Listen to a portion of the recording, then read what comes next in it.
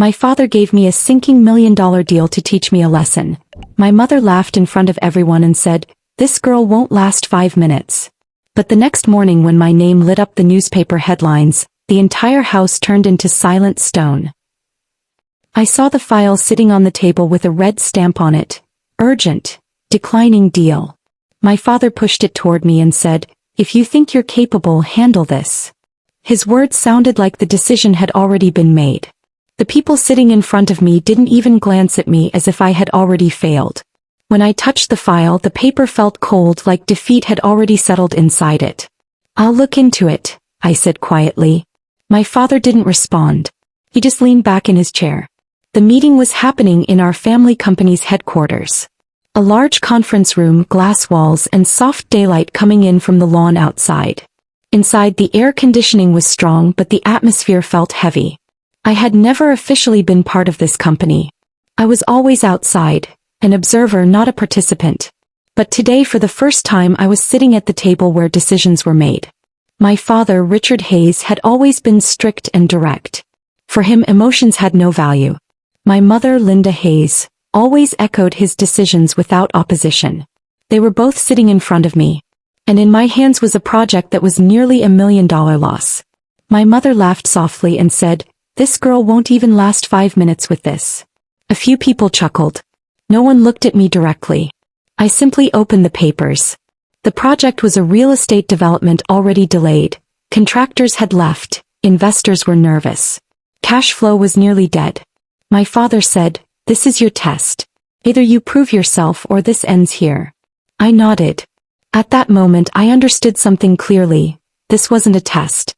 It was a warning. The next day I started working. I arrived at the office at 7 in the morning. The building was still empty.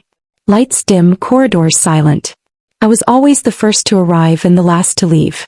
The coffee on my desk always went cold.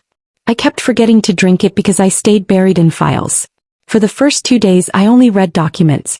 Contractor agreements, loan structures, permits, internal approvals. On the third day I noticed the first anomaly. An approval sheet where signatures had been digitally added, but timestamps didn't match. I checked again. And again. This wasn't a mistake. It was manipulation. I didn't tell anyone. I kept observing. In every meeting, people looked at me like I had accidentally walked into the room. One senior manager even laughed and said, "This isn't a rescue squad, it's a family experiment." I didn't respond. I just kept taking notes. By the 4th day, a pattern started forming. Mark Collins, a senior executive, was involved in every critical approval. He was part of my father's close circle. Everyone trusted him. But every delay, every miscommunication, every missing document traced back to his department. I checked internal system logs. And from there a clear trail appeared. Emails, approvals, edits, all linked to his access. I closed the screen. That night I stayed late in the office. The parking lot outside was almost empty. My car was low on fuel, the dashboard light blinking, but I didn't leave. I only thought, if I prove this, everything changes. Or everything ends. The next day my mother targeted me publicly again. "This deal is dead. We are wasting time." A few people nodded. My father looked at me. "You should quit. This is not for you." For the first time I looked directly into his eyes. "I will finish it." My mother laughed with sarcasm. "This is stubbornness, not capability." I didn't answer. I knew if I spoke more it would turn into an emotional argument. The next 2 weeks were a quiet war. I approached investors individually. Each one required a different angle. Risk analysis, market projection, exit strategy. I didn't try to convince them emotionally. I showed them data. Some ignored me. Some hung up. But some called back. And that was enough. During that time I also started direct coordination with the permit office. That was where the real delay was. I verified every document manually. Cross-checked every file. Sometimes I spent 3 hours at the same desk verifying a single signature. A clerk once asked, "Why are you checking this so much?" I replied, "Because no one else is." In the 3rd week I found the proof that changed everything. An internal email chain showing manipulated approvals. And the digital trace was clear. It came from Mark Collins' system. I didn't expose it immediately. I verified it multiple times. System logs, backups, server timestamps, all matched. This wasn't an accident. It was sabotage. That night I didn't eat anything. I just sat on the chair.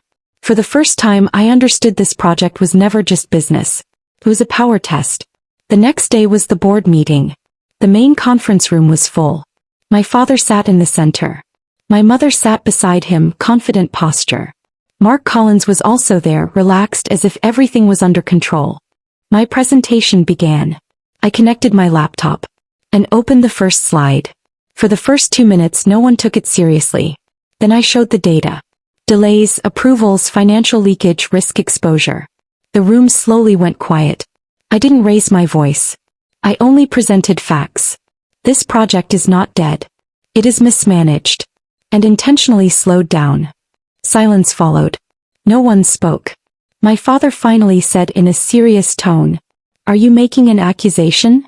I switched to the next slide. Logs, timestamps, email trails. I am not making an accusation. I am showing evidence. The room changed. Mark Collins' face stiffened for the first time. He tried to speak but stopped. My father didn't react, but his fingers tapped lightly on the table. The meeting didn't end. But its direction changed. An audit was ordered. An external review began. The next morning I arrived at the office. There was an email in my inbox. Front page coverage confirmed. I opened it. The headline in the business newspaper read, "Hayes Group project near collapse revived after internal intervention." And underneath it, my name. That day at home was silent. My mother read the newspaper and closed it. She didn't say anything. She just looked at me. For the first time without sarcasm. My father was in the kitchen. He was making coffee but his hands weren't steady. Some coffee spilled on the counter. He didn't wipe it. In the following days, everything inside the company shifted. Mark Collins was quietly suspended. The audit team began an investigation. I didn't celebrate anything. I just kept working. One day my father came to my office. He said, "How did you do this?" I replied, "I only saw what everyone else ignored." He stayed silent for a moment. Then he said, "From now on you will decide here." It was the first time he said that. My mother stopped speaking much. Sometimes she just looked at me like I had become someone new. But I hadn't changed. I was still the same. Only now people listen when I spoke. And that project, it was no longer just a rescue. It was proof that I hadn't been placed there by accident. I had built my own space. And this time no one removed me. If you enjoyed this story, take a moment to like the video and subscribe for more emotional, real-life inspired narratives like this one. Your support helps bring more powerful stories to life every day. Thank you so much for watching and staying till the end. I truly appreciate your time and attention.